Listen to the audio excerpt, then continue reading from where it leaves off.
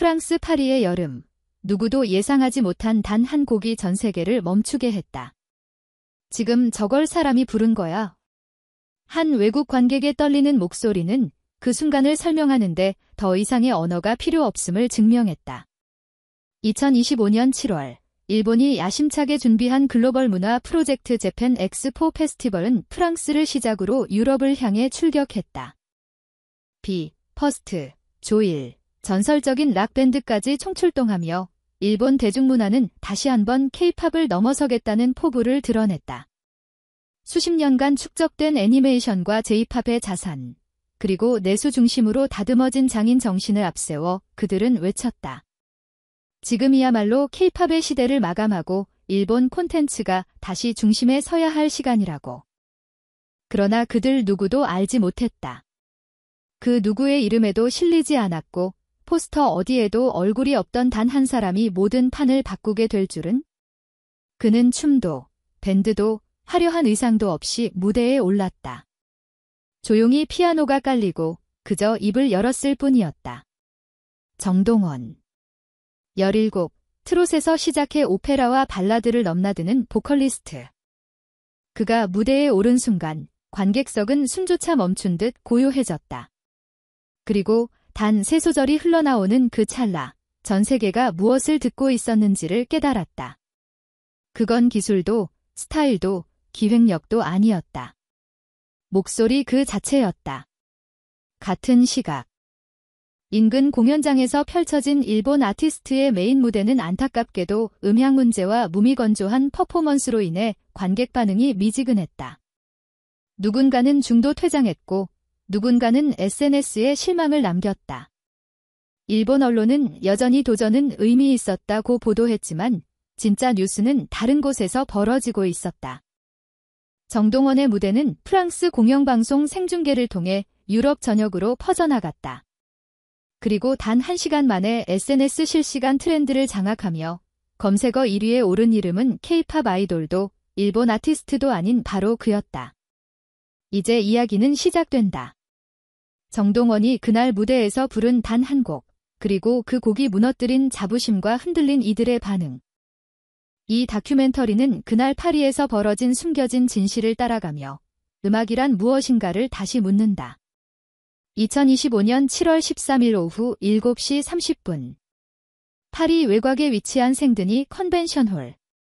평소 같으면 주말 전야를 즐기려는 시민들로 북적였을 거대한 공간은 이날만큼은 일본 대중문화를 향한 기대감으로 가득 차 있었다.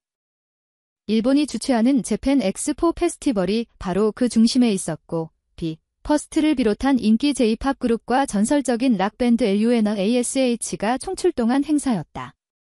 오프닝 무대가 시작되기 직전까지 분위기는 뜨거웠다. 일본 문화관광청 고위 관계자가 참석했고 NHK와 요미우리 방송 등 주요 매체들도 일제히 현장을 생중계했다. 일본은 이번 행사를 통해 K-팝 중심주의에서 벗어나 J-팝의 세계화를 본격화하겠다고 선언했고 그 중심에는 실력 있는 아티스트들이 있다고 강조했다. 실제로 퍼스트는 일본 내에서도 정평이 난 보컬과 퍼포먼스를 겸비한 그룹으로 알려져 있었다. 그러나 같은 시간, 바로 옆 홀에서는 전혀 다른 분위기의 무대가 준비되고 있었다. 프랑스 공영방송 FTV가 기획한 보이스 오브 에이저라는 특별 프로그램의 일부였으며 이 무대는 아시아 각국에서 단 한 명씩의 보컬리스트를 초청해 무대 그 자체를 조명하는 콘셉트였다. 여기에 한국 대표로 초청된 인물이 바로 정동원이었다. 그의 이름은 사전 홍보물에 전혀 언급되지 않았고 무대 크기도 크지 않았다. 오직 흰색 커튼과 단 한 대의 피아노, 그리고 무대 위 정중앙에 선 소년. 조명이 어둡게 깔리고 피아노가 천천히 전주를 시작했다. 곡은 알려지지 않은 발라드로 가사는 한국어로 구성되어 있었다. 정동원이 노래를 시작하자 관객석에서는 숨소리조차 들리지 않았다. 첫 소절이 끝났을 때 한 여성 관객은 조용히 손수건을 꺼내 눈가를 닦았고 중간 부분에서 고음이 폭발하는 순간엔 곳곳에서 탄성이 터져나왔다. 이 장면을 클로즈업으로 포착한 생중계 카메라는 정동원의 눈빛을 비추었고 그 안에는 계산되지 않은 울림과 진심이 담겨 있었다. 그가 마지막 소절을 마치고 고개를 숙였을 때 객석은 여전히 고요했다. 그리고 정확히 4초 후 마치 약속된 듯이 터진 박수 소리는 점점 커지며 함성으로 이어졌고 일부 관객은 자리에서 일어나 기립박수를 보냈다. 이 무대는 단 3분 28초에 불과했지만 유럽 전역을 흔들기에는 충분했다. 생중계를 통해 방송된 이 장면은 순식간에 클립으로 편집되어 유튜브, 트위터, 틱톡에 퍼졌고 해시태그 종단권은 1시간 만에 유럽 지역 트렌드 1위에 올랐다. 같은 시각 재팬 엑스포의 메인 공연장에서는 퍼스트의 무대가 진행 중이었다. 그들은 정교한 안무와 조명이 결합된 화려한 퍼포먼스를 선보였지만 초반부터 음향 트러블이 발생했고 몇몇 멤버의 음정 불안정이 이어지면서 관객의 집중도는 떨어지기 시작했다. 특히 마지막 곡에서 음향 마이크가 꺼지면서 일부 관객은 중도 퇴장했고 이후 SNS에는 아쉬움과 실망을 표현하는 반응이 이어졌다. 현장에 있던 한 프랑스 음악 평론가는 이렇게 평했다. 정동원의 무대는 기술이 아니라 진심으로 승부했다. J-팝은 기획에 집중하지만 그 안에 있는 목소리는 종종 흐려진다. 우리는 그날 밤 음악이란 무엇인가를 다시 생각하게 되었다. 프랑스 방송계에서도 이 장면은 큰 반향을 일으켰다.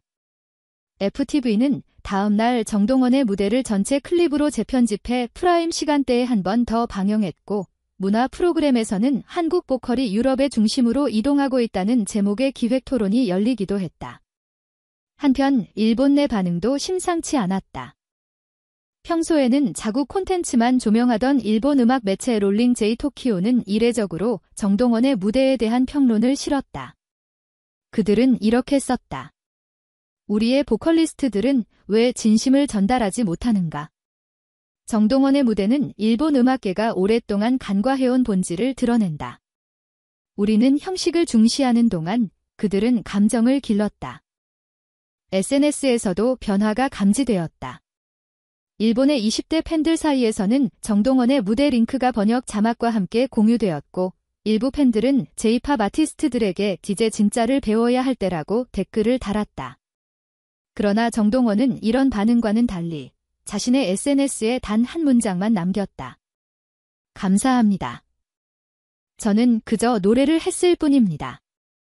이 한 줄이 오히려 더 많은 이야기를 말해주고 있었다. 그는 스포트라이트에 집착하지 않았다. 기술이나 비교에도 연연하지 않았다. 단지 노래라는 매개체로 세상과 소통했고 그 소통은 언어와 국경을 초월했다. 음악은 시대에 따라 변하고 취향도 나뉘지만 진심은 통한다는 명제를 그날 밤 그는 증명했다. 공연이 모두 끝난 뒤 관객들이 하나둘씩 자리를 떠나는 그때 무대 뒤편 복도에는 조용히 앉아있는 한 소년이 있었다. 정동원이었다. 화려한 조명이 꺼지고 카메라가 철수한 뒤에도 그는 무대 끝에 남아있었다. 매니저도 없었고 인터뷰 요청도 받지 않은 채 그저 손에 쥔 따뜻한 물 한 잔을 바라보고 있었다. 한 스태프가 조심스럽게 물었다. 기분이 어떠냐고.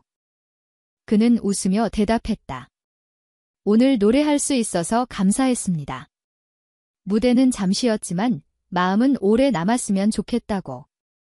그리고는 가볍게 인사하며 조용히 리허설룸으로 걸어 들어갔다. 그 장면은 말이 없었지만 그 어떤 기사보다 많은 것을 말해줬다. 정동원은 무대에서 환호를 받았지만 무대 밖에서는 소음에 휩쓸리지 않았다. 그는 세상이 만들어낸 프레임을 넘어서 단지 자신의 길을 걷고 있었고 그 길은 예상치 못한 방식으로 세상과 이어졌다. 돌이켜보면 이번 파리 공연에서 벌어진 모든 일은 하나의 질문으로 귀결된다. 과연 우리는 무엇을 통해 감동을 느끼는가? 수억 원짜리 무대 장치와 수십 명의 댄서가 아니라 한 사람의 목소리. 그것도 스포트라이트조차 없던 무대에서 울려 퍼진 그 울림. 일본은 자국의 문화적 자부심을 걸고 세계의 도전장을 내밀었고 그 시도 자체는 분명 가치 있었다. 하지만 정동원이라는 한 소년이 보여준 건 도전이 아니라 존재 자체로 전 세계를 감동시킬 수 있다는 가능성이었다. 음악은 소리의 예술이지만 동시에 침묵의 예술이기도 하다. 그날 밤. 정동원이 마지막 소절을 부른 뒤 이어진 몇 초간의 정적은 그 어떤 박수보다 큰 울림이었다. 그 순간 수많은 관객의 심장에 무언가가 스며들었다. 우리는 지금 기술과 속도에 익숙해진 시대를 살고 있다. 감정을 계산하고 이야기마저 편집된 채 소비되는 이 시대에 정동원의 목소리는 정제되지 않은 감정 그 자체였다. 그렇다면 지금 우리에게 필요한 건 무엇일까? 더 많은 스크린일까? 더 큰 스케일일까? 아니면 그저 진심을 담은 한 사람의 목소리일까? 이 다큐멘터리가 그 질문에 답을 주진 못하겠지만 분명 하나의 힌트는 남긴다. 음악은 결국 사람이다. 그리고 그날 파리에서 사람들은 한 소년의 노래를 통해 사람다움을 다시 기억해냈다. 트로트 365 뉴스 기자였습니다. 지금 이 순간 떠오르는 사람에게 이 영상을 함께 공유해 보시겠어요?